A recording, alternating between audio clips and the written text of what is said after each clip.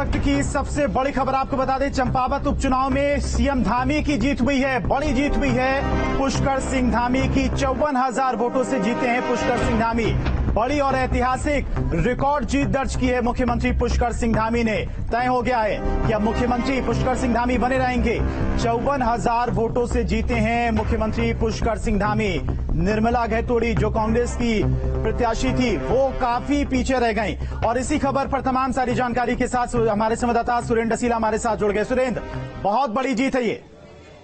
ठीक है ओके। सुरेंद्र, आप सुन पा रहे हैं? बिल्कुल मेरे को आपकी आवाज आ रही है। धीरेन्द्र, आप पूछिए अपना सवाल। बहुत बड़ी जीत है पुष्कर सिंह धामी की। सुरेंद्र, देखिए बिल्कुल बहुत बड़ी जीत है। 57,268 वोट अब तक उनको मिले और निर्मला घैतोड़ी को 3,147 वोट मिले, जिसमें बताया जा रहा है कि करीब 54,121 वोट से वो चुनाव जीत गए हैं। और सुरेश भट्ट जी आ गए हैं, आप प्रदेश महामंत्री संगठन हैं। इससे पहले हरियाणा में भी प्रदेश महामंत्री संगठन आप रह चुके हैं और उत्तराखंड में आप प्रदेश महामंत्री के पद पर हैं। सुरेश जी, इस जीत को कैसे देखते हैं? आप सब लोग रणनीतिकार थे और संगठन की जीत हुई और मुख्यमंत्री बड़े पैमाने पर जीते। चंपावत के लोगों ने विकास के नाम पर वोट दिया है, विकास को जिताया है, मुख्यमंत्री जी पर भरोसा किया है और भारतीय जनता पार्टी पर भरोसा किया है। और ये जीत दर्शाती है कि जिस प्रकार से लोगों ने वोट दिया है कि उत्तराखंड की जनता भारतीय जनता पार्टी की नीतियों पर, भारतीय जनता पार्टी के नेतृत्व पर पूर्ण भरोसा करती है। अब उत्तराखंड अपने समुचित विकास की दिशा में तेज गति से आगे बढ़ेगा। जिस बात को माननीय प्रधानमंत्री जी कहते हैं कि ये आने वाला दशक ये उत्तराखंड का दशक होगा। जब उत्तराखंड अपने 25 साल पूरे करेगा तो उत्तराखंड देश के अच्छे विकसित राज्यों में उत्तराखंड की गिनती होगी। ये चंपावत के लोगों ने संदेश दिया। सर, 3,500 से भी कम वोटों में कांग्रेस सिमट गई, इसे आप कैसे देखते हैं? तो बहुत शर्मनाक हार है। इस पर तो कांग्रेस ने करना चाहिए। कांग्रेस चिंताएं कर रही है, ये कांग्रेस इसकी चिंता करे। ये हमको पहले लगता था कि जिस प्रकार से उन्होंने कैंडिडेट घोषित किया, जिस प्रकार से उनके लोग वहां कहीं गए नहीं, और बल्कि बीजेपी पर कई लोग ये कहते थे हमको कि भाई आपको आने की क्या जरूरत है, चुनाव तो जीत रहे हैं। लेकिन भारतीय जनता पार्टी किसी भी चुनाव को बहुत ही गंभीरता के साथ चुनाव लड़ती है और सब कार्यकर्ताओं को उसके लिए लगाती है। और ये जीत भारतीय जनता पार्टी के कार्यकर्ताओं की मेहनत की जीत है। मुख्यमंत्री पुष्कर सिंह धामी जी के नेतृत्व में उनकी नीतियों की जीत है। नरेंद्र मोदी जी के प्रति लोगों की आस्था है। देखिए धीरेन्द्र, सुरेश भट्ट जी हैं, आप प्रदेश महामंत्री हैं, भाजपा में बड़ा कद रखते हैं, संगठन की बारीकियों को जानते हैं। आप तमाम वो लोग हैं जो चुनाव लड़ा रहे थे और सीधे तौर पे ये कांग्रेस के लिए एक बड़ी शर्मनाक हार है। 3,500 वोट आप नहीं पा सके। जमानत का आंकड़ा तो बहुत दूर है, जो करीब 10,000 से ज्यादा वोट लाने थे, लेकिन ये मुख्यमंत्री ने इतिहास रचा है। 54,000 के करीब वोटों से मुख्यमंत्री जीते हैं। इससे पहले मैंने जो बताया कि विजय बहुगुणा 39,000 के करीब वोटों से जीते थे। ये उत्तराखंड के इतिहास में सबसे बड़ी जीत है जो आज पुष्कर सिंह धामी ने अपने नाम दर्ज की है। बिल्कुल रिकॉर्ड बनाया है मुख्यमंत्री पुष्कर सिंह धामी ने जीत के साथ। और ये भी तय हो गया है सुरेंद्र की मुख्यमंत्री अब पुष्कर सिंह धामी बने रहेंगे। जीत को लेकर पहले से आश्वस्त थे कहीं न कहीं मुख्यमंत्री भी और तमाम बीजेपी के कार्यकर्ता भी, लेकिन ताकत पूरी लगाई एक सीट को लेकर, मुख्यमंत्री की सीट को लेकर तमाम दिग्गज मैदान में उतरे। देखिए बिल्कुल, और मैं जिस बात को कह रहा था कि ये बड़ी जीत है, इसलिए कह रहा हूं क्योंकि विजय बहुगुणा जब 2012 में उपचुनाव लड़े थे सितारगंज से, तो उन्हें 39,954 वोट मिले थे, जो उस वक्त की सबसे बड़ी जीत थी। और इससे पहले जो बड़ी जीत, इसके बाद जो दूसरी जीत थी वो हरीश रावत की थी 2014 में धारचूला में 20,000 वोट की।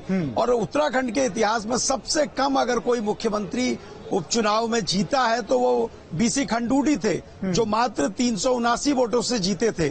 और आज इन तमाम रिकॉर्ड को ध्वस्त करते हुए पुष्कर सिंह धामी 54,000 वोट से ज्यादा अंतरों से जीत रहे हैं। और थोड़ी देर में इसका ऑफिशियल अनाउंसमेंट हो जाएगा, मुख्यमंत्री को प्रमाण पत्र दिया जाएगा और वो जो 2022 की हार में एक माफ कीजिएगा, जीत में जो एक हल्की सी मायूसी थी मुख्यमंत्री का खटीमा से चुनाव हार जाना, आज वो सारी चीजें खत्म हो जाएंगी और इसी बीजेपी के प्रदेश कार्यालय में थोड़ी देर में आपको जश्न होता हुआ नजर आएगा, क्योंकि ये मुख्यमंत्री की बड़ी जीत है।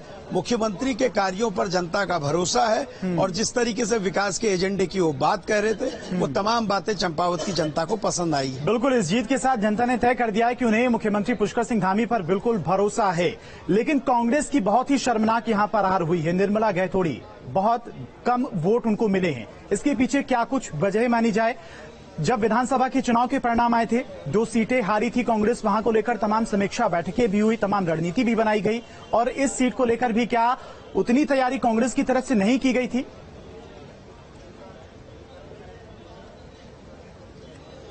देखिए, अगर देखा जाए तो कांग्रेस की रणनीति से लेकर कांग्रेस की तमाम चीजों की खामियां इसमें नजर आती हैं। हेमेश खरकवाल जो 2 बार के विधायक थे, 2022 में 5,500 के अंतर से चुनाव हारे, कांटे का टक्कर का चुनाव उनका हुआ था गहतोड़ी के साथ, वो अपना नाम पीछे ले लेते हैं और पूर्व जिला पंचायत अध्यक्ष निर्मला गहतोड़ी को चुनाव लड़ाया जाता है। तो इससे पता चलता है कि कांग्रेस की कोई रणनीति नहीं थी, कांग्रेस का कोई मैनेजमेंट नहीं था।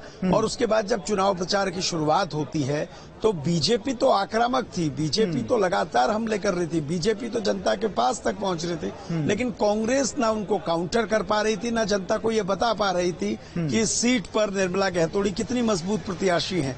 खाना पूर्ति के लिए प्रचार वहां हो रहा था, लेकिन इस तरीके के जो वोट पड़े हैं उससे ये पता चलता है कि कांग्रेस धरातल पर थी ही नहीं। ये कांग्रेस के लिए सिर्फ इस चुनाव में नहीं बल्कि आने वाले चुनाव में भी एक बहुत बड़ा टारगेट होगा कि कैसे इतनी बड़ी हार को वो पचा पाएगी। जमानत बचाना तो बहुत दूर की बात, आप 3,500 वोट नहीं पा सके। और सबसे बड़ी बात, उत्तराखंड के इतिहास में ये कांग्रेस के लिए इसलिए बड़ा शर्मनाक होगा क्योंकि पहली बार कांग्रेस की विधानसभा चुनाव में जमानत जब्त हुई है। बिल्कुल, जिस तरह की आज हार हुई है, विधानसभा चुनाव में भी एक बड़ी हार हुई थी। तमाम गहन चिंतन किया गया, बैठकें हुई, तमाम रणनीति तैयार की गई आगे को लेकर। लेकिन जब मुख्यमंत्री पुष्कर सिंह धामी की सीट को लेकर प्रत्याशी का ऐलान हुआ, निर्मला गैथोड़ी वहां से चुनाव लड़ेंगी, इस बात का जिक्र हो गया, सब कुछ ऐलान हो चुका था। लेकिन उसके बाद भी ना ही कोई बड़ा नेता कांग्रेस का, ना ही कोई आलाकमान प्रचार करने के लिए मैदान पर दिखाई नहीं दिया। यानी कि कहीं ना कहीं एक पहले से ही कांग्रेस के अंदर हार को लेकर मंशा पहले से ही थी।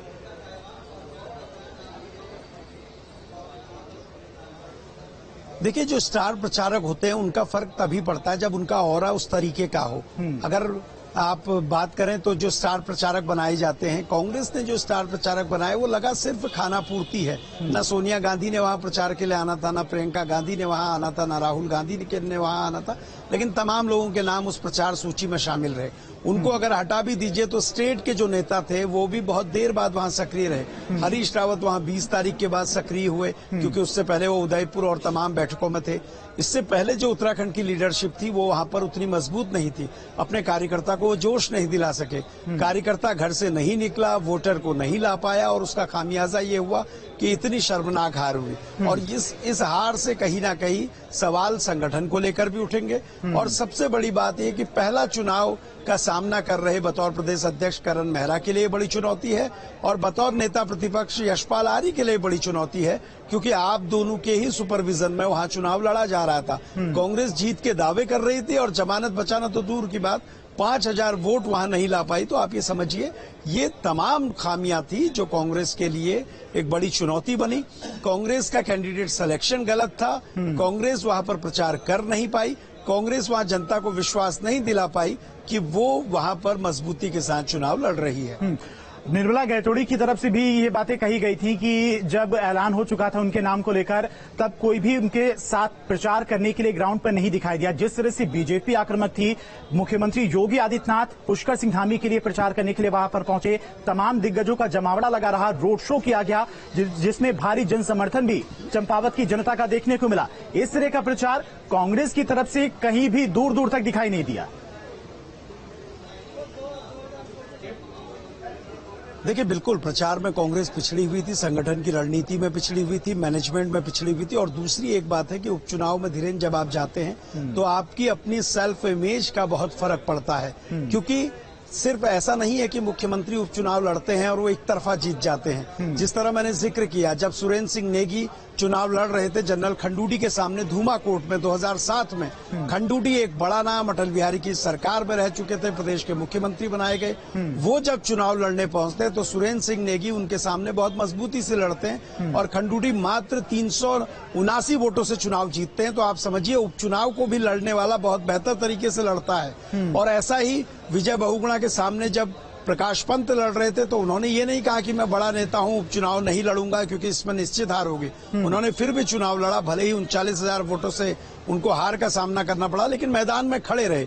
लेकिन हेमेश खरकवाल ने जिस तरह से अपना नाम वापस लिया, चुनाव में पूरी मजबूती से नहीं दिखाई दिए, कांग्रेस संगठन पूरी तरह से कमजोर दिखा, उसका ये परिणाम हुआ कि आपका कैंडिडेट 3,500 वोट भी नहीं ला सका और ये बहुत शर्मनाक हार कांग्रेस की है। कैलाश गहतोड़ी सबसे ज्यादा चर्चा में उनका नाम रहा। जब मुख्यमंत्री चुनाव हार जाते हैं उसके बाद कैलाश गहतोड़ी की तरफ से अपनी सीट छोड़ने का ऐलान किया जाता है और उसके बाद मुख्यमंत्री की तरफ से इस सीट को सेलेक्ट करना, इसके पीछे क्या रणनीति रही है और कैलाश गहतोड़ी की अगर बात करें तो उनकी कितनी भूमिका रही है इस चुनाव में?